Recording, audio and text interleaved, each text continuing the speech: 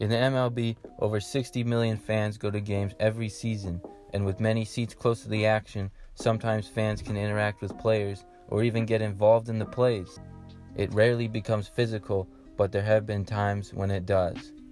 In 1984, the Atlanta Braves were playing the San Diego Padres in Atlanta. It all started when Braves starting pitcher Pascual Perez hit Alan Wiggins on the first pitch and that led to the first fight of the day. Whitson was ejected from the game. The game played on, and after things finally settled down, players and coaches were ejected and the game finally resumed when Donnie Moore hit Greg Nettles. In this fight, fans got involved and there was chaos everywhere. Fans charged the field during the fight and players got into it with them. Other fans threw objects from the stands, which made players very angry. It was a wild scene and took a while for the order to be restored in the ballpark. When all was said and done, the Padres went through 4 managers in the game due to the ejections, and 9 players total were ejected. The final part of the game had to be played with empty dugouts because of all the fighting. 5 fans were also arrested in the game. Another example was in 2002 when the Kansas City Royals were playing the Chicago White Sox in Comiskey Park.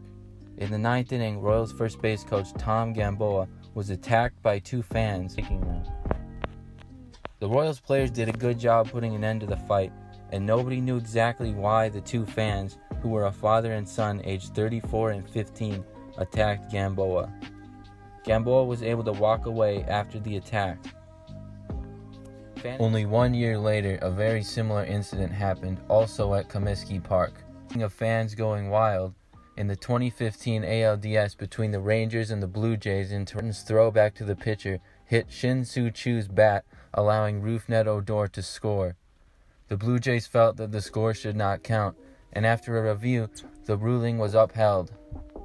Blue Jays fans got upset and threw trash on the field. Players yelled at the fans to stop, and the game had to be delayed to pick up all the trash on the field. Players and fans have had some negative interactions. However, there are many good moments between players and the fans as well.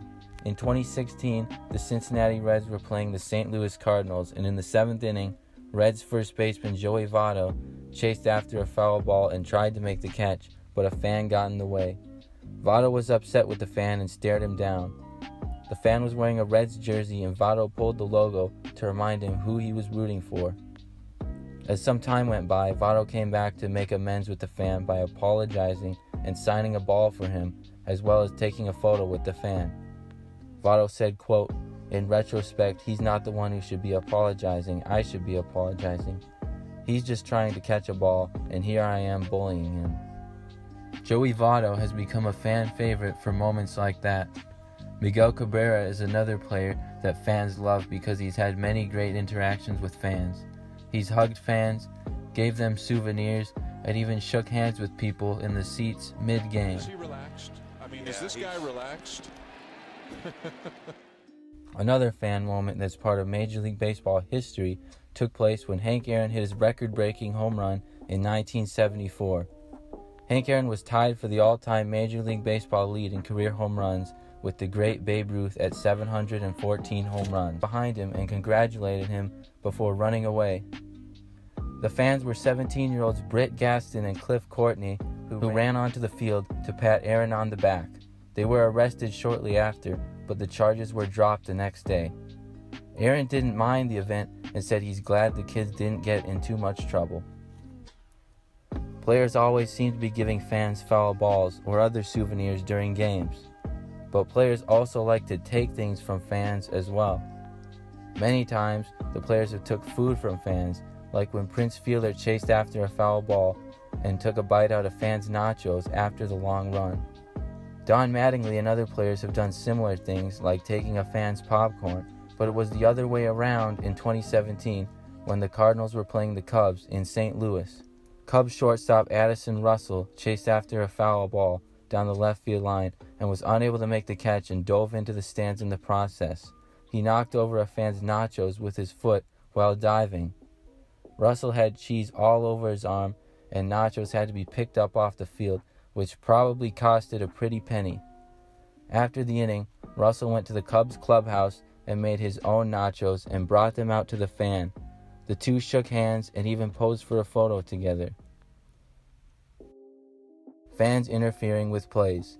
If you have a front seat in fair territory at an MLB game and a ball comes your way, you have to be careful. If you interfere with the play, it could change the outcome of the game and you will be ejected, not to mention everyone in the stadium will get mad at you. This happens many times and is usually not a big deal. It usually doesn't affect the game that much, but in some situations it is a very big deal. Like the Steve Bartman incident, which is probably the most infamous fan moment in Major League Baseball. In 2003, the Chicago Cubs had a great team and finished 88-74 to win the NL Central Division. The Cubs beat the Atlanta Braves in the first round of the playoffs and in the championship series faced the Florida Marlins. The Cubs got a 3-2 lead in the series, and in Game 6 at Wrigley Field, a win would take them to the World Series for a chance to win their first title since 1908. The Cubs fans in Chicago were excited, and in the top of the 8th inning, the Cubs had a 3-0 lead and were just 5 outs away from going to the World Series. Luis Castillo came to bat against Mark Pryor, and on the 8th pitch of the at-bat, hit a foul ball down the left field line. Again in the air, down the left field line, reaching into the stands and couldn't get it. Cubs outfielder Moises Alou tried to make the catch, but several fans got in the way, and the ball was unable to be caught. The ball hit off Cubs fan Steve Bartman and bounced away. Alou was very angry and felt that the ball should have been caught and it was a play he could have made. People called for fan interference, but the MLB did not have instant replay challenges at the time. The fans all around the stadium were very angry that the play wasn't made and booed Bartman, saying it was his fault. Castillo ended up walking on the next pitch, and on the play after that, Alex Gonzalez, the shortstop, committed a costly error on what was a potential double play ball. The Florida Marlins went on to score 8 runs in the inning to take the lead. Cubs fans were upset and took their anger out on Bartman. It got so bad that security had to eject Bartman from the game for his own safety after fans yelled at him and even threw objects at him. The Marlins won the game 8-3 and also won the next day, eliminating the Cubs from the playoffs. The Marlins went on to win the World Series. Finally, in 2016, the Cubs won the World Series after a 108-year drought. This is going to be a tough play. The Cubs win the World Series. Bryant makes the play. It's over. And the Cubs have finally won. And gave Steve Bartman a ring